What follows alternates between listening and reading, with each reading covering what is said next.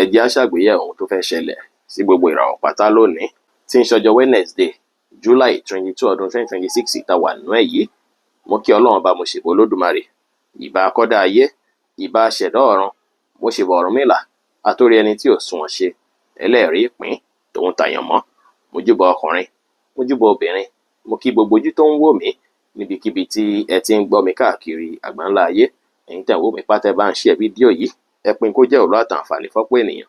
Ojú tẹ́ fi ń wò mí ò ní fọ́, bẹ́ẹ̀ ọwọ́ tẹ́ fi ń bá mi share rẹ̀ ẹ ní fi gbọ́mọ sí ẹ sì ní fi gba lẹ́tà ìbànújẹ́ láṣẹ Èdùmàrè. Ẹ̀yin tẹ́ ń wò mí pátá, ẹ̀kúnrẹ́rẹ́ fídíò yìí níbi tó ti ń kún tó ti ń ṣẹ̀dá alẹ́ wà lórí YouTube wa Ìṣẹ̀dá Spiritual. Ẹ lọ sórí YouTube ẹ wò bẹ́ẹ̀ níbi tá a ti sọ̀rọ̀ nípa lucky number wa lójoojúmọ́, àsìkò tó dára jù láti ṣe prayer, ibi tó dára jù láti kọrí sí láti ṣe prayer lọ́jọ́ kọ̀ọ̀kan. Bẹ́ẹ̀ sì lọ́wọ́ nípa ìlera ara wa, àwọn nǹkan tá gbọ́dọ̀ kíyèsára lé lórí, àwọn ibi tó ṣeéṣe kí àìlera ti jẹyọ lọ́jọ́ kọ̀ọ̀kan. Gbogbo ẹ̀ ló wà ńbẹ̀ láǹfààní àti wò níbẹ̀. Oníràwọ̀ iná tó kọrin yan Harris tàbí láàrin March 21 sí April 20. Ọjọ́ yìí ọjọ́ ayọ̀, ọjọ́ ìdùnnú, ọjọ́ oríire, ọjọ́ ìfọ̀kànbalẹ̀ ló jẹ́ fún yín. Ọjọ́ ìjọ tó ṣe pé àwọn nǹkan tó dàbí tension àtijọ́ mẹ́ta, stress àtijọ́ mẹ́ta ó máa kásẹ̀ ńlẹ̀, tó ṣe pé iṣẹ́ yín máa bẹ̀rẹ̀ sí dálé lórí pé bí nǹkan ti fẹ́ rọrùn, bí nǹkan yìí fẹ́ ṣe dáadáa. Akitiyan máa wà lórí pé gbogbo nǹkan tó lè yàyé yín padà, tó lè bí kí nǹkan yí padà fún yín, tó sì jẹ́ òun lẹ́ẹ̀ máa lé púpọ̀ lọ́jọ́ tòní. Ọjọ́ ìdára púpọ̀ fún yín láti fi fálẹ̀ mọ́ṣẹ́.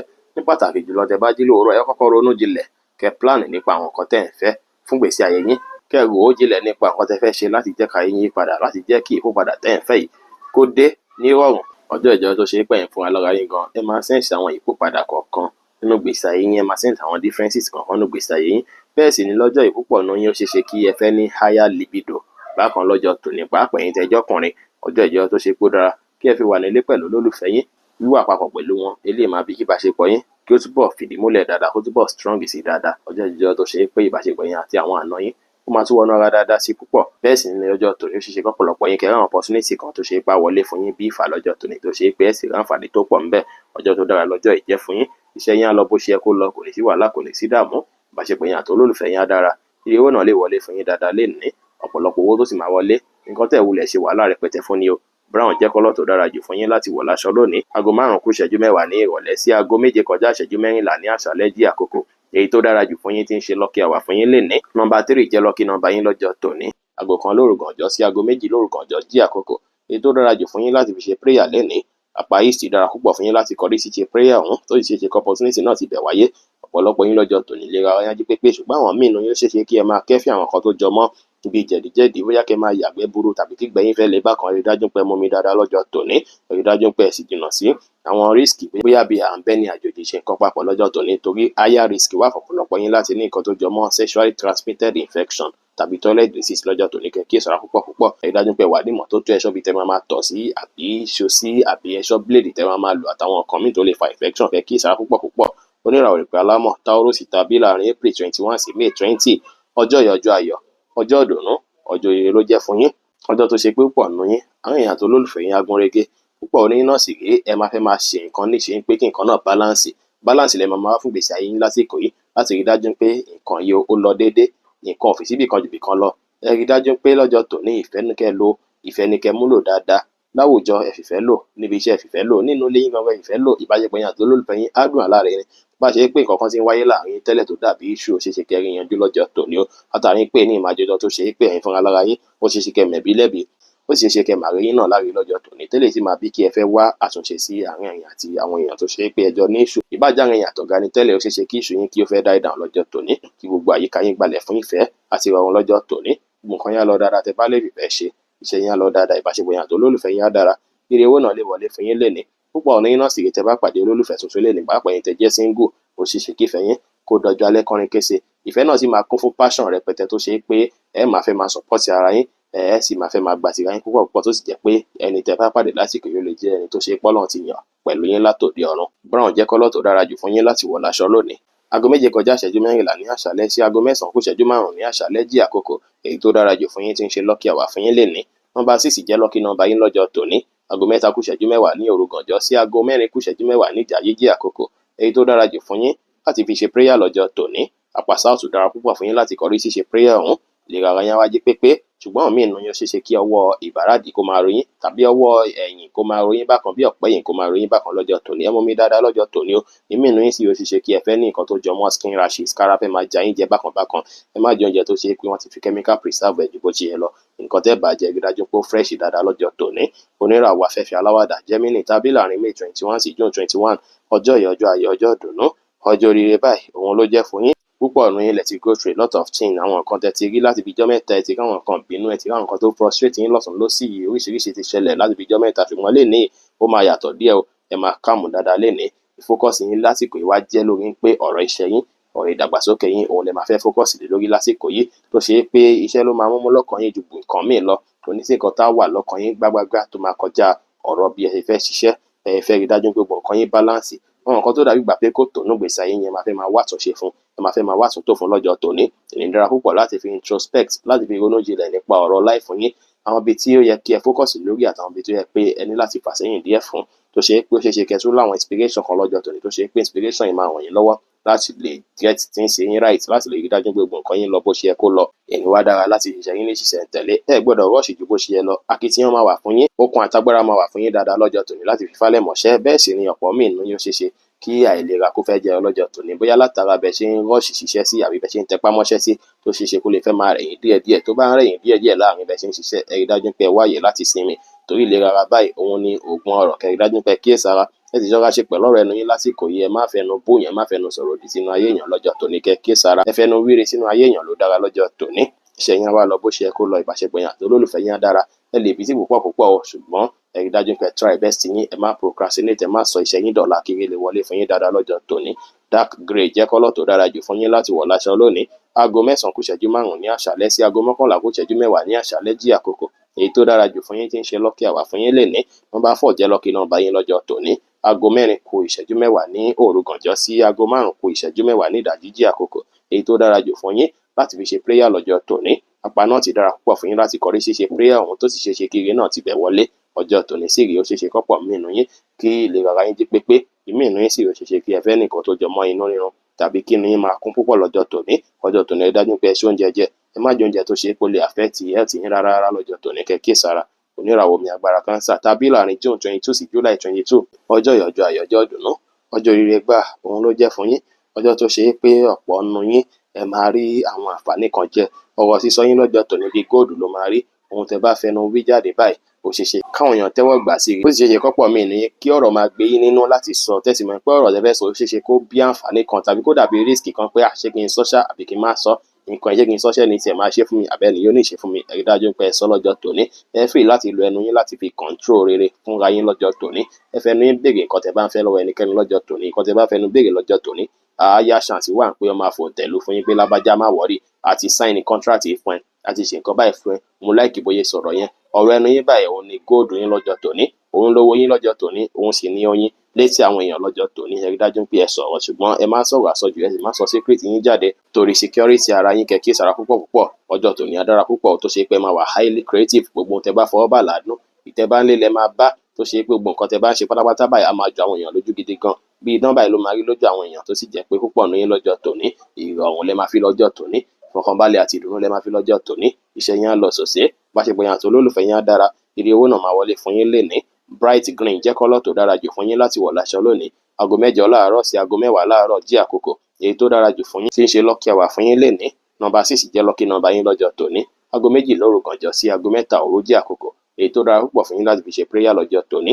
Ìlera ara yín wá jí pépé dáadáa. Apá yìí sì dára púpọ̀ fún yín láti kọrí ṣíṣe prayer ọ̀hún. Púpọ̀ míì ni yóò ṣeéṣe kí àwọn kan bíi ìbàràdì kó máa ròyìn bákan lọ́jọ́ tòní o.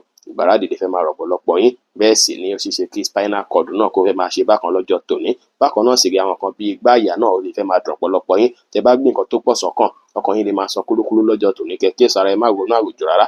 Ẹ free ara yín, ẹ gbọ́ ìròyìn ayọ̀, ẹ gbọ́ orin tó ṣe pé orin aládùn, orin támúkára yín yá gágá ní kẹ́ gbọ́ lọ́jọ́ tòní. Oníràwọ̀ iná tó gbóná rere Leo tàbí láàrin July 23 sí August 22, ọjọ́ yìí ọjọ́ ayọ̀ ọjọ́ ìdùnnú, ọjọ́ oríire báyìí ló jẹ́ fún yín. Ọjọ́ tó ṣe pé ọ̀pọ̀lọpọ̀ yín, àwọn èèyàn àti family á gún régé dáadáa. Àwọn nǹkan tẹ́ fẹ́ ṣe nínú ilé yín àsìkò yìí lẹ máa ráyè. Àwọn nǹkan tẹ́ ti ń wò pé bóyá mo fẹ́ ṣàtúnṣe kínní, mo fẹ́ ṣàtúnṣe ilé, tọ́ílẹ̀tì yìí nídìí àmójútó, àwọn kan nídìí àmójútó, àsìkò yìí gangan lẹ máa ráyè dáadáa. bẹ́ẹ̀ sì ni ẹ̀yin tó ṣe é pé ẹ̀yin àti family yín ti jọ ní issue díẹ̀ tẹ́lẹ̀, kò bá dẹ̀ jẹ́ ẹ̀yin àti olólùfẹ́ yín tó ṣe é pé ẹjọ́ ń gbé lábẹ́ òrùlé kan náà lẹ́jọ́ ní issue, ó ṣeé ṣe kí issue náà kó yanjú lọ́jọ́ tòní. Atmosphere ilé yín á gbalẹ̀ fún àlàáfíà àti ìrọ̀rùn lásìkò yìí, ṣùgbọ́n àwọn kankan máa gbé yín lọ́kàn bí ìgbà pé mo ní láti ṣe gbá, mo ní láti ṣàwọn, mo ní láti ṣe kòkó bàbá aṣáṣùn, àwọn kan báyìí wà tí mo fẹ́ mójútó nínú ilé mi, kan báyìí wà tí mo fẹ́ mójútó ní ṣọ́ọ̀bù mi. Púpọ̀ nínú nǹkan yẹn lè máa sọ sí yín lọ́kàn lásìkò yìí. Ọ̀rọ̀ bí ọ̀rọ̀ ilé òun lè máa gba ọkàn yín kan lọ́jọ́ tòní tẹ́ máa ṣakitiyan fún. Ẹ̀yin tó sì jẹ́ pé ẹ̀ ń wálé náà ó ṣeé ṣe kó wà lọ́kàn yín gbágbágbá lọ́jọ́ tòní pé kí n wá wálé lọ, kí n wá ṣe gbá, kí n wá ṣàwò, báwo mo fẹ́ ṣe, ọ̀nà mo fẹ́ gbé gbà láti fi rí dájú pé nǹkan tí mò ń fẹ́ lórí ọ̀rọ̀ inú ilé mi, lórí ọ̀rọ̀ family mi ó tó mi lọ́wọ́. Ọjọ́ tòní púpọ̀ nínú nǹkan bẹ́ẹ̀ ló máa fly káàkiri láàrin èèyàn tẹ́ ń lò ràwọ̀ yìí, ṣùgbọ́n ọjọ́ tòní á lọ bó ṣe yẹ kó lọ. Pàápàá fẹ́yìn tẹ́ bá ń ṣiṣẹ́ láti ilé, ẹ máa rí ṣe dáadáa, iṣẹ́ yín á lọ dáadáa. Bá ṣe pé yín àti olólùfẹ́ yín náà dára, bá ṣe pé yín àti mọ̀lẹ́bí náà dùn alárinrin. Turquoise blue jẹ́ kọ́lọ̀ tó dára jù fún yín láti wọ̀ láṣọ lónìí. Aago 12 kù ìṣẹ́jú 10 láàárọ̀ sí aago 1 kù ìṣẹ́jú 10 ní ọ̀sán jí àkókò. Èyí tó dára jù fún yín tí ń ṣe lucky hour fún yín lénìí. Nọ́mbà 6 jẹ́ lucky nọ́mbà yín lọ́jọ́ tòní. Aago 5 kù ìṣẹ́jú 15 ní ìdájí sí aago 6 kù ìṣẹ́jú 15 ní ìdájí jí àkókò. Èyí tó dára púpọ̀ fún yín láti fi ṣe prayer lénìí. Apá náà ti dára púpọ̀ fún yín láti kọrí ṣíṣe prayer ọ̀hún. Ìlera ara ọ̀pọ̀lọpọ̀ yín máa jí pépé, ṣùgbọ́n míì nínú yín ṣeé ṣe kí àwọn kan bí inú rírun tàbáyà dídùn, tàbí kẹ́ bá gbé nǹkan tó pọ̀jù sọ́kàn kí àyà yín máa sọ bákan tó dàbí ìgbà pé eléyìí lè fẹ́ bá bí kí ẹ máa mí hẹ́lẹ́hẹ́lẹ́ bákan kẹ́ kíyèsára púpọ̀. Ẹ jìnnà sómi tó bá tutù jù, bẹ́ẹ̀ sì ni ẹ jìnnà sí nǹkan bí òtútù kó má bàa fa ikú àti kàtà fún yín lọ́jọ́ tòní kẹ́ kíyèsára. Oníràwọ̀ ìpẹ̀ funfun Virgo tàbí láàrin August 23 sí September 22. Ọjọ́ ìyọjọ́ àyọjọ́ dùnú. Ọjọ́ ire ọjọ́ ìfọ̀kànbalẹ̀ ló jẹ́ fún yín. Ṣùgbọ́n wá ní láti kíyèsára pẹ̀lú ọ̀rọ̀ ẹnu yín lọ́jọ́ tòní o. Ẹnu lè fẹ́ gbé yín bákan lọ́jọ́ tòní. Ẹ ṣọ̀rọ̀ sọ lọ́jọ́ tòní. Àwọn èèyàn máa tètè máa misinterpret ọ̀rọ̀ yín lọ́jọ́ tòní kẹ́ kíyèsára. Nǹkan tẹ́ bá sọ ní ọ̀rọ̀, ẹ rí dájú pé ẹ ronú jinlẹ̀ ṣáájú kẹ́ tó gbé kalẹ̀ lọ́jọ́ tòní. Kẹ́ má kú gìrì sọ̀rọ̀ jáde lọ́jọ́ tòní o. Ọjọ́ ìgbà kíyèsára púpọ̀ fún yín kẹ́ kíyèsára púpọ̀. Ọjọ́ ìjọ tó tún àṣẹ pé ọ̀rọ̀ ẹnu yín náà lè fẹ́ lò láti fi rí nǹkan gbámú, láti fi rí gbámú lọ́jọ́ tòní. Ọ̀rọ̀ yín á fìdí múlẹ̀. Àwọn èèyàn tètè máa kọ̀rọ̀ yín kún bàbàrà lọ́jọ́ tòní. Ẹ kíyèsára kí ọ̀rọ̀ ẹnu kó má kọ sí issue láàrin ẹ̀yin àti àwọn èèyàn tó wọ́gbà yín ká, pàápàá àwọn tó ṣe pé ẹjọ́ súnmọ́ra yín pẹ́kípẹ́kí bóyá bí ẹ̀gbọ́n, bí àbúrò, bí olólùfẹ́ yín, àbáwọn tó ṣe pé ẹjọ́ ń gbélé lọ́jọ́ tòní kẹ́ kíyèsára púpọ̀. Ọjọ́ ìjọ tó ṣe pé ogun kan kíkan tẹ́ bá fẹ́ níwọ̀nlọ́wọ́ ẹ láǹfààní àti béèrè lọ́wọ́ ẹnikẹ́ni, ó ṣeé ṣe kí wọ́n ṣe fún yín lásìkò yìí. Ẹnu yín máa dùn jùyọ̀ lọ́jọ́ tòní. Tó ṣe pé ogun kan tẹ́ bá sọ á máa rin àwọn èèyàn létí, àwọn èèyàn máa fẹ́ tẹ́tí gbọ́ lọ́jọ́ ti tòní. Ọjọ́ ìjọ tó ṣe pé ó dára púpọ̀ ẹ̀yin tẹ́ ń tajà, kẹfẹ́nu polówó ọjà yín dáadáa, kẹfẹ́nu pọ́n ọjà yín lé dáadáa. Ẹlòmíín sì lè wá mọ̀ràn wá sọ́dọ̀ yín lọ́jọ́ tòní. Ẹ rí dájú pé ẹ ronú jinlẹ̀ kẹ́ fún wọn ní best advice, èyí tó ṣe pé ó máa ràn wọ́n lọ́wọ́, tó ṣe pé wọ́n máa tún gbóríyìn fún yín pé lágbájá advice tó fún mi dára. Ẹ rí dájú pé neglect ẹnikẹ́ni tó bá béèrè àmọ̀ràn lọ́wọ́ yín lọ́jọ́ tòní. Tó bá sunkún wá sọ́dọ̀ yín kọ́ bẹ̀rìn padà ní pẹ̀lú àmọ̀ràn tẹ́ máa fún wọn lọ́jọ́ ti tòní. Ọjọ́ ìjọ tó ṣe pé ìfọ̀rọ̀wérọ̀ lórí àwọn kan tó ṣe kókó kan wáyé láàrin àtèèyàn dáadáa lọ́jọ́ tòní, tó ṣe pé ìfọ̀rọ̀wérọ̀ náà ó máa bí àwọn kankan fún yín, ó lè bí relief fún yín, ó lè bí fọkànbalẹ̀ fún yín, ó lè bí kí ẹ fi ọ̀rọ̀ yanjú àwọn kankan lọ́jọ́ tòní. Gbogbo tó ṣe ń pé gbogbo ohun tẹ́ bá fọ̀rọ̀ tó ṣe lọ́jọ́ tòní, gbogbo ẹ máa rọrùn, gbogbo ẹ máa rí bí ẹ ti ń fẹ́, gbogbo ẹ máa sílì dáadáa. Ọjọ́ tó dára lọ́jọ́ tòní jẹ́. Gbogbo nǹkan kí nǹkan tẹ́ bá ń ṣe pátá ẹ plan lé lórí ṣáájú kẹ́ tó ṣe. Ẹ má kú gìrì ṣe ohunkóhun rárá. Ẹ rí dájú pé ẹ fi etí inú yín ẹ fi gbọ́ ọ̀rọ̀ tó ń sọ sí yín lọ́kàn, kí ẹ sì rí dájú pé ẹ lò lórí ohunkóhun lọ́jọ́ tòní. Iṣẹ́ yín á lọ bó ṣe kó lọ. Bá ṣe pé yín àti olólùfẹ́ yín á dára. Iye owó gan lè wọlé fún yín lọ́jọ́ tòní. Pàápàá fẹ́yìn tẹ́ bá polówó ọjà yín dáadáa. Olive green jẹ́ kọ́lọ̀ tó dára jù fún yín láti wọ̀ láṣọ lónìí. Aago 2 kù ìṣẹ́jú 10 ní ọ̀sán sí aago 3 kù ìṣẹ́jú 10 lọ́sàn jí àkókò. Èyí tó dára jù fún yín tí ń ṣe lucky hour fún yín lénìí. Nọ́mbà 4 jẹ́ lucky nọ́mbà yín lọ́jọ́ tòní. Aago 4 kù ìṣẹ́jú 15 ní ìdájí sí aago 5 kù ìṣẹ́jú 15 ní ìdájí jí àkókò. Èyí tó dára púpọ̀ fún yín láti fi ṣe prayer lọ́jọ́ tòní. Àpá náà ti dára púpọ̀ fún yín láti kọrí sí ṣe prayer ọ̀hún. Ìlera yín á wá jí pépé, ṣùgbọ́n ọjọ́ tòní ó ṣeé ṣe káwọn míì nínú yín kan fẹ́ máa go through àwọn kan bíi apá ríro tàbí kọ́rùn ọwọ́ fẹ́ máa ro yín bákan. Bẹ́ẹ̀ sì ni ẹ ṣọ́ra ṣe. Ẹ má wà níbi tí ooru bá pọ̀ sí jù, torí mímí yín lọ́jọ́ tòní. Ẹ sì má fa smoke rẹpẹtẹ sí mójú torí mímí yín náà pẹ̀lú. Bákan náà sì rí ẹ má type ju bó ṣe yẹ lọ torí ọwọ́ ríro lọ́jọ́ tòní kẹ́ kíyèsára púpọ̀ púpọ̀. Oníràwọ̀ afẹ́fẹ́ má rí mi fín Libra tàbí láàrin September 23 sí October 22. Ọjọ́ ìyọjọ́ àyọjọ́ dùnú. Ọjọ́ ire ló jẹ́ fún yín. Ọjọ́ tó ṣe pé ó pọ̀ nínú yín, ó ṣeé ṣe kí ẹ rí àwọn profit lórí ọjà yín. Akitiyan tẹ́ ẹ ṣe ó ṣeé ṣe kó máa bí àǹfààní fún yín tí inú yín á sì máa dùn, táyọ̀ yín á máa kún pé ó dà ń gbé kinní tí ń wọ̀kì dáadáa. Ẹ wá tẹpá mọ́ṣẹ́ lọ́jọ́ tòní. Ẹ má gbọ́n kankan ju bí nǹkan ṣe fẹ́ dúró re, bí nǹkan ṣe fẹ́ stable dáadáa, bápo yín ṣe fẹ́ kún fowó lọ lórí ọjà yín lénìí. Ẹ rí dájú pé polówó ẹ̀ dáadáa. Ẹ rí dájú pé focus lé lórí. Ẹ má wulẹ̀ bẹ́nikẹ́ni rẹjọ́ wẹ́wẹ́ rárá. Ẹ má ní time nǹkan míì. Ẹ rí dájú pé time yín lọ́jọ́ tòní ẹ lò ó lọ́nà tó ṣe pé ó máa gbà wúlò fún yín. Time is very expensive nowadays. Ẹ rí dájú pé lo time yín lọ́nà tó ṣe pọ́n máa bàbírí fún yín dáadáa lọ́jọ́ tòní. Ẹ fókọ̀sì lórí iṣẹ́ yín gangan lẹ lè fókọ̀sì lórí tẹ máa rí èrè jẹ lórí ẹ̀ lọ́jọ́ tòní, kì í ṣe nǹkan mìíràn rárá. Bẹ́ẹ̀ sì ni ẹ rí dájú pé nǹkan kan gbọ̀nà fún yín kọjá ṣẹ́ṣẹ́ṣẹ́, bóyá bí omi, bóyá bí oúnjẹ, torí bí á tètè máa pọ̀pọ̀lọpọ̀ yín lọ́jọ́ tòní gidi gan. Ẹ rí dájú pé bí ẹ ṣe ń ṣiṣẹ́, ẹ tún tọ́jú ìlera ara yín lẹ́gbẹ̀ẹ́ kan lọ́jọ́ tòní. Ọjọ́ tòní á lọ bó ṣe yẹ kó lọ, kò sí wàhálà, kò sí ìdààmú. Ẹni tó bá ṣe pé ẹ wá ní ṣéǹjì rẹpẹtẹ lọ́wọ́, ẹ lè fàsìkò yìí tún wò pé investment wo lẹ lè ṣe. Ẹ wá draft ẹ̀ kalẹ̀ tó bá ti fẹ́ mórí bọ́nu Mercury retrograde, tó bá ti di bí nǹkan bíi July 25, ẹ wá activate nǹkan tẹ́ fẹ́ kówó lé lórí yẹn. Ẹ fowópamọ́ lọ́jọ́ tòní tẹ́ bá rí ṣe dáadáa, owó yẹn lò lórí nǹkan tó máa ràn yín lọ́wọ́ lọ́jọ́ iwájú. Iṣẹ́ yín á lọ bó ṣe yẹ kó lọ lénìí. Bá ṣe pé yín àti olólùfẹ́ yín á dára, ire owó gan lè wọlé fún yín lénìí pẹ̀lú. Brown jẹ́ kọ́lọ́ tó dára jù fún yín láti wọ̀ láṣọ lónìí. Ẹ ní higher chance láti rówó dáadáa lọ́jọ́ tòní o. Àkókò oríire yín jẹ́ aago 1 kù ìṣẹ́jú 10 ní ọ̀sán sí aago 2 kù ìṣẹ́jú 10 ní ọ̀sán. Nọ́mbà 6 jẹ́ lucky number yín lọ́jọ́ tòní. Aago 3 kù ìṣẹ́jú 10 lóru gànjọ́ sí aago 4 kù ìṣẹ́jú 10 ní ìdajì jí àkókò. Èyí tó dára púpọ̀ fún yín láti fi ṣe prayer lénìí. Àpá south dára púpọ̀ fún yín láti kọrí sí ṣe prayer ọ̀hún. Ìrora yẹn wá jí pépé, ṣùgbọ́n mí inú yín ó ṣe ṣe kí ọ̀nà fún kó fẹ́ máa dùn ọ̀pọ̀lọpọ̀ mí inú yín, tàbí kẹ̀ kí egungun ẹja kó fẹ́ há mí inú yín lọ́nà fún, tàbí kẹ̀ ọ̀pọ̀lọpọ̀ yín ó ṣe ṣe kí àwọn bíi èjìká tàbí bí ọrùn kó fẹ́ máa stiff, kó fẹ́ máa ròyìn bákan tó dàbí ìgbà pé máa fẹ́ máa sọrùn báyìí, bí ìgbà pé ẹ fi ń stretch ọrùn yín. Ọjọ́ tòní ó dára kí ẹ rí dájú pé oúnjẹ tẹ́yin fúnra lára yín sè, òun ni kí ẹ jẹ, tàbí kẹ̀kẹ́ ra oúnjẹ tó ṣe pé ẹ̀yin fúnra yín wọ̀n pé oúnjẹ yìí oúnjẹ tó dáre. Ẹ má gbóúnjẹ jẹ lọ́wọ́ èèyàn rárá lọ́jọ́ tòní, kẹ̀kẹ́ sọ̀rọ̀ ẹ̀ sì má gbà nǹkan mu lọ́wọ́ èèyàn rárá, kẹ̀kẹ́ sara lọ́jọ́ tòní. Oníràwọ̀ omi tútù Scorpio tá a bí láàrin October 23 sí November 22, ọjọ́ ìyọjọ́ ayọ̀, ọjọ́ dùnú, ọjọ́ ire ló jẹ́ fún yín. Ọjọ́ tó ṣe pé gbogbo nǹkan yín á dùn yín gbà dáadáa. Ọjọ́ ìyọjọ́ dùnú, ọjọ́ ayọ̀ ló jẹ́ o. Ìbáṣepọ̀ yín àti olólùfẹ́ á wọnú ara. Ẹ máa rí support tẹ́ ẹ̀ ń fẹ́, ẹ máa rí support látọ̀dọ̀ àwọn tó rọ̀gbà yín ká. Àwọn èèyàn agbárùkù sí yín dáadáa, àwọn èèyàn á bá yín ṣe pẹ̀lú ìfẹ́. Ọjọ́ ìyọjọ́ tó dùn, ọjọ́ tó lárinrin ló jẹ́. Ọjọ́ tó ṣe pé púpọ̀ nù yín ó ṣe ṣe kí rí ọ̀nà jíjìn kó wáyé fún yín, tàbí kí fọ̀rọ̀wérọ̀ kó wáyé láàrin èèyàn àti èèyàn tó ṣe pé ọ̀nà yín jìn síra, tó ṣe pé fọ̀rọ̀wérọ̀ yìí ó máa bíire, á bí owó, á bí fọkànbalẹ̀, á bá àwọn àǹfààní dáadáa, bá àwọn opportunity dáadáa fún yín lọ́jọ́ iwájú. Bákan náà sì rí ọ̀pọ̀lọpọ̀ yín ó ṣe ṣe kó ṣe pé ẹni tẹ́tí gbúrò látọjọ́ pípẹ́ kẹ́ tún padà láǹfààní àti bá wọn sọ̀rọ̀ lọ́jọ́ tòní, kẹ́ láǹfààní àti gbúrò wọn lọ́jọ́ tòní. Bẹ́ẹ̀ sì ni àwọn èèyàn afẹnurewé tí yín lọ́jọ́ tòní, àwọn èèyàn rọ̀gbà yín ká fún nǹkan rere lọ́jọ́ tòní. Ó ṣe ṣe kí ẹ ní nǹkan kan tẹ́ fẹ́ ṣe fún yàn tó ṣe pé amúnú ẹni náà, tàbí kó ṣe pé àwọn èèyàn máa fẹ́ ṣe nǹkan kan fún yín láti fi support yín támúnú tí yín gan dùn lọ́jọ́ tòní. Ọjọ́ ìdùnnú ló jẹ́ tó ṣe pé máa rí dùnnú látòwúrọ̀ títí dọjọ́ alẹ́ ni. Ọ̀tọ̀ ni nǹkan tẹ́ máa gbà lérò lénìí tẹ́lẹ̀ bí ìgbà pé mo ní ìdí nǹkan láti fi jẹ́ káyé mi dára sí, ṣùgbọ́n surprise lọ́jọ́ tòní jẹ́ tó ṣe pé nation máa bless yín dáadáa púpọ̀ lọ́jọ́ tòní. Ọjọ́ ayọ̀ ló jẹ́, ọjọ́ ìdùnnú ló jẹ́ tí gbogbo nǹkan yín á lọ bó ṣe yẹ kó lọ. Ìbáṣepọ̀ yín àti olólùfẹ́ yín á dára, iṣẹ́ yín á lọ dáadáa. Bẹ́ẹ̀ sì ni travel opportunity lè wáyé fọ́pọ̀lọpọ̀ yín lọ́jọ́ tòní tó ṣe pé á béèrè. Magenta jẹ́ kọ́lọ́ tó dára jù fún yín láti wọ̀ láṣọ lónìí. Aago 7 kù ìṣẹ́jú 10 láàárọ̀ sí aago 8 kù ìṣẹ́jú 5 láàárọ̀ jí àkókò. Èyí tó dára jù fún yín tí ń ṣe lucky hour fún yín lénìí. Nọ́mbà 3 jẹ́ lucky number yín lọ́jọ́ tòní. Aago 2 ní òru gànjọ́ sí aago 3 ní òru gànjọ́ jí àkókò. Èyí tó dára púpọ̀ fún yín láti fi ṣe prayer lọ́jọ́ tòní. Àpá east dára púpọ̀ fún yín láti kọrí sí ṣe prayer ọ̀hún, tó sì ṣe opportunity náà ti bẹ̀ wáyé. Púpọ̀ ọ̀rìn yín lọ́jọ́ tòní lè gara yájú pépé, ṣùgbọ́n mí inú yín tó bá ṣe pé ẹ ti ń go through stress rẹpẹtẹ tẹ́lẹ̀, ẹ lè rí àwọn kan bí àpẹẹrẹ bí orí fífọ́, tàbí kẹ́kọ̀ọ́ dàbí gbà pé bóyá párí fẹ́ máa ròyìn bákan, tàbí kí egungun ara fẹ́ máa ròyìn bákan lọ́jọ́ tòní. Oníràwọ̀ iná àtùpà Sagittarius tá a bí láàrin November 23 sí December 22, ọjọ́ ìyọjọ́ ayọ̀, ọjọ́ dùnú, ọjọ́ ire ló jẹ́ fún yín. Ọjọ́ tó ṣe pé púpọ̀ nù yín náà ó ṣe ṣe kí ẹ fẹ́ máa ní àwọn kankan tá máa gbé yín lọ́kàn gidi gan lọ́jọ́ tòní, tá máa jọ yín nínú ọkàn pé lágbájá bóyá wá ṣe gbá, bóyá wá ṣàwó, bóyá wá ṣe kòkò bàbá ṣàsùn, tàbí kẹ̀kẹ́ máa ronú àwòjù lọ́jọ́ tòní nípa àwọn kankan. Kò sí dára púpọ̀ kẹ́yìn tẹ́ ń lò ràwọ̀ ìkẹ́ máa ronú àwòjù kó má bàa fa àárẹ̀ ọkàn fún yín, kẹ́kẹ́ sára púpọ̀. Ẹ rí dájú pé free mind yín. Ohun tẹ́kọ̀ nílò lọ́jọ́ tòní ni pé kẹ́ gba ara yín gbọ́jọ nǹkan kí nǹkan lọ. Ohun tó ń sọ sí yín lọ́kàn yẹn ni kẹ́ gbàgbọ́ lọ́jọ́ tòní. Ọkàn yín máa bá yín sọ̀rọ̀ dáadáa lọ́jọ́ tòní. Àwọn kan máa sọ fún yín bí lágbájá ó yá ṣe báyìí, lágbájá ó yá rìn báyìí, ó yá tọ̀ báyìí. Ẹ rí dájú pé ẹ tẹ̀lé lọ́jọ́ tòní. Ẹ má trust ẹnikẹ́ni ju ohun tó ń sọ sí yín lọ́kàn yín lọ. Ọjọ́ tòní jẹ́ tó ṣe é pó dára púpọ̀. Kẹ́ fi rí dájú pé ẹ fókọ̀sì lórí spiritual life yín. Ẹ wá àkókò láti ṣe prayer dára. Prayer tẹ́ bá ṣe lọ́jọ́ tòní ó ti ṣe kí ó bí rọrùn, ó sì ṣe kó ràn yín lọ́wọ́. Àkókò tó sì dára púpọ̀ fún yín láti ṣe prayer. Aago 5 kù ìṣẹ́jú 15 ní ìdájí sí aago 6 kù ìṣẹ́jú 15 ní ìdájí ni. Wá jìnnà sí àwọn nǹkan tó jọmọ́ bí ẹ̀ṣẹ̀ púpọ̀ lọ́jọ́ tòní. Ẹ jìnnà sí àwọn nǹkan tó jọmọ́ bí and smoke lọ́jọ́ tòní. Bákan náà sì rí ẹ jìnnà sí nǹkan tó lè bí ìkanra àbí ariwo rẹpẹtẹ láàrin èèyàn àti èèyàn lọ́jọ́ tòní. Bẹ́ẹ̀ sì ni ẹ jìnnà sí nǹkan tó dàbí ariwo rẹpẹtẹ lọ́jọ́ tòní.